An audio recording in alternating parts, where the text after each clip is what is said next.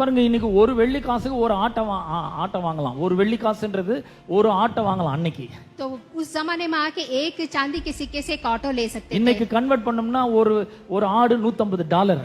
वहाँ पे एक आदमी के लिए $150 है। இப்போ 50,000 வெள்ளி காசுனா 50,000 × 150 கணக்கு போடுங்க எவ்வளவு வருது तो டாலர். आप ही आके कैलकुलेट कर लीजिए कि 50,000 चांदी का क्या सिक्कों का कितना बराबर ஒரு है। சின்ன கணக்கு தான் பாருங்க. एक छोटी सी एक बात है। 50,000 × 150 × 87 ஒரு டாலருக்கு எவ்வளவு ரூபின்றது. तो आप पास्टर ने जो बोला उसे आप कैलकुलेट कर लीजिएगा।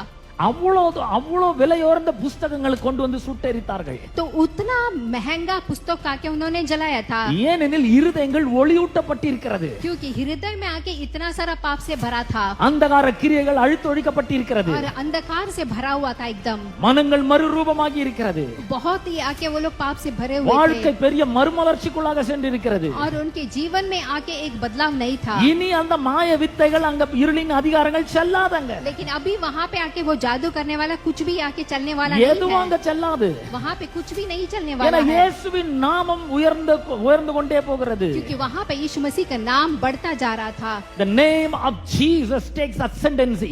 वहाँ पे यीशु मसीह का नाम आके ऊंचा उठता जा रहा அவர் था நாமம் மகிமைப்பட ஆரம்பிக்கிறது. और परमेश्वर का नाम आके वहाँ पे महिमा होता जा रहा நான் था। சொல்றேன், நம்ம மூலமாக நாம இருக்கிற ஏரியாக்கள்ல நம்ம இருக்க வேலை செய்கிற ஸ்தலங்களிலே அற்புதங்கள் நடக்க வேண்டும். मैं आज कहता हूँ हमारे जरिए यीशु मसीह का नाम का महिमा होगा। உங்களுக்கு உள்ள இருந்தா மட்டும் போதாது, அந்த வல்லமை நீங்க ரிலீஸ் பண்ண வேண்டும். आपके अंदर आके वो प्रबल रहने से काफी नहीं, बल्कि आप उसको बाहर लेके आना இந்த है। பின்னணியில தான் 20ஆம் வசனம் வருகிறது.